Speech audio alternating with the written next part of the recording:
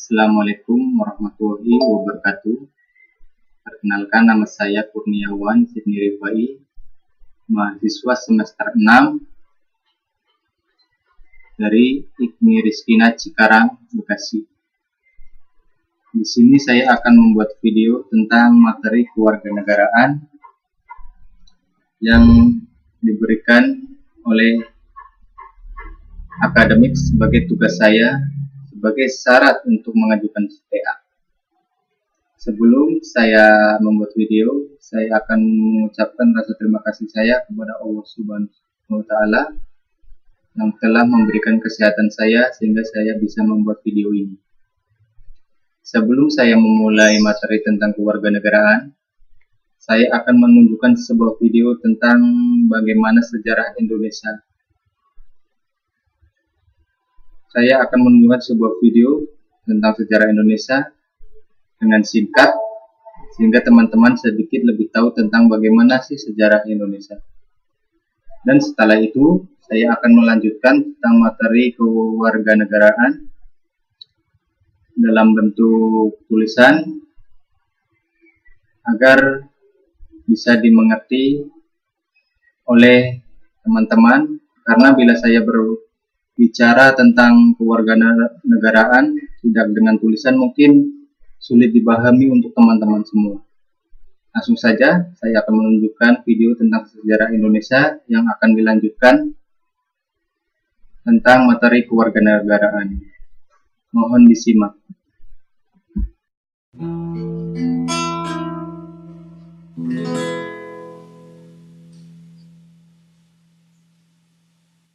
Sriwijaya berdiri dan menjadi pusat kebudayaan serta pusat ilmu Buddha terutama yang beraliran Hinayana dan Mahayana. Sriwijaya adalah kerajaan besar Nusantara yang kekuasaannya tersebar sampai ke Kamboja.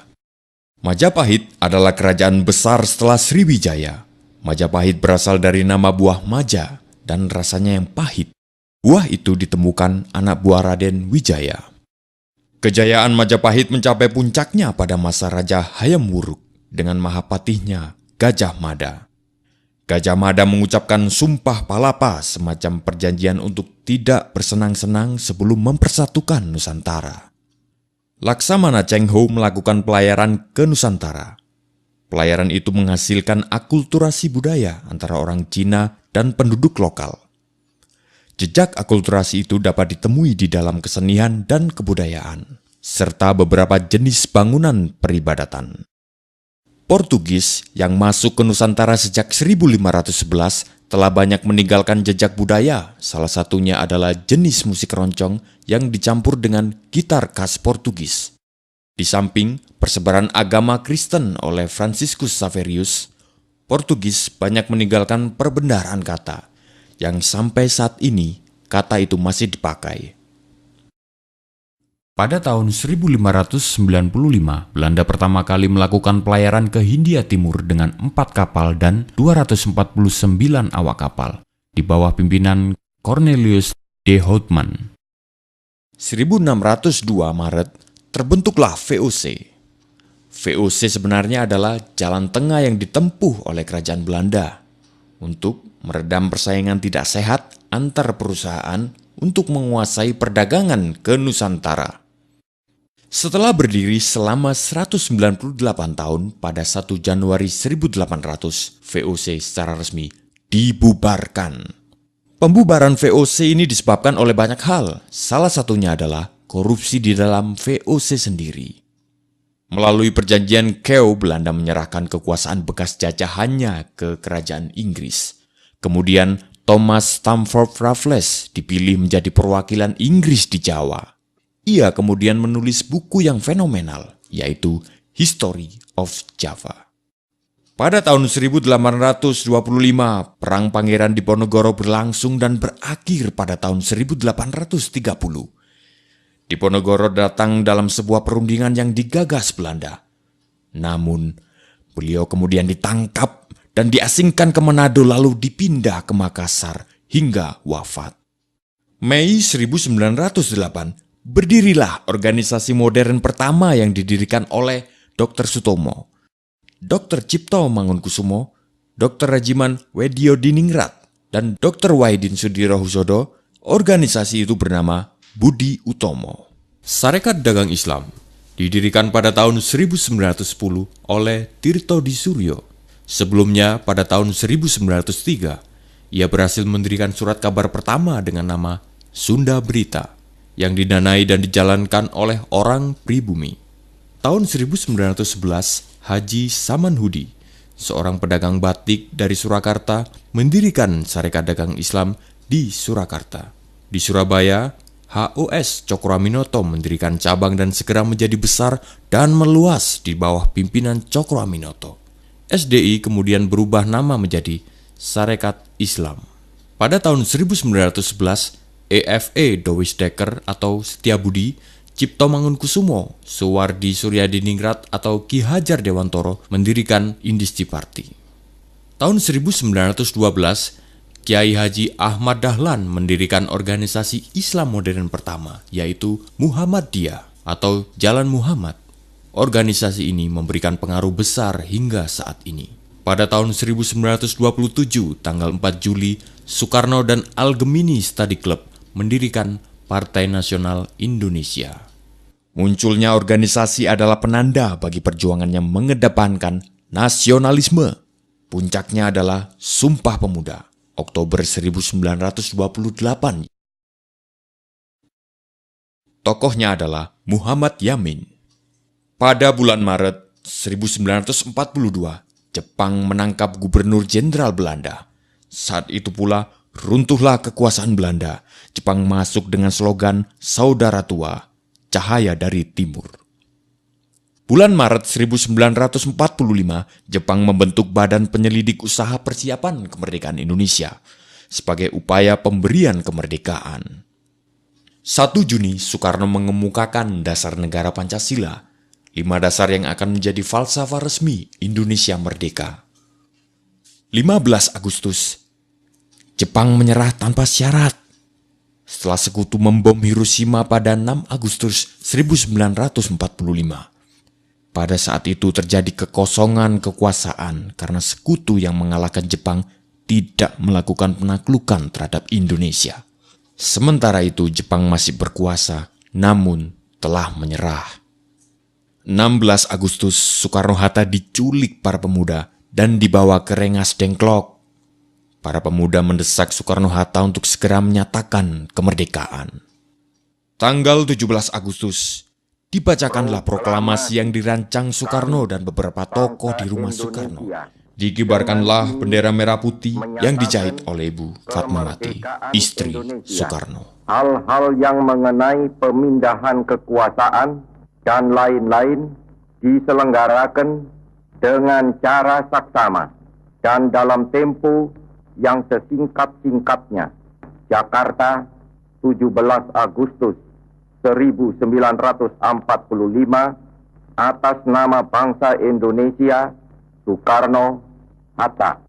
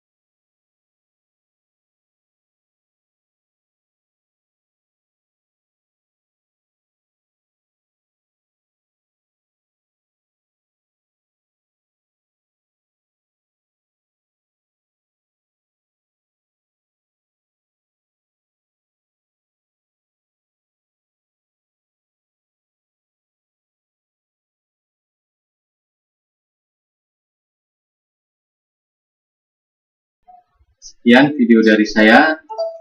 Semoga video ini bermanfaat buat teman-teman, atau setidaknya buat pandangan teman-teman, agar lebih menghargai bagaimana perjuangan nenek moyang kita terdahulu dalam memperjuangkan kemerdekaan, sehingga di masa sekarang kita harus mengisi kemerdekaan itu dengan hal-hal yang baik yang kita berikan kepada Indonesia dalam bentuk apapun. Sekian video dari saya. Mohon maaf bila ada kesalahan dalam tutur kata maupun pembuatan video ataupun yang lainnya, mohon dimaafkan.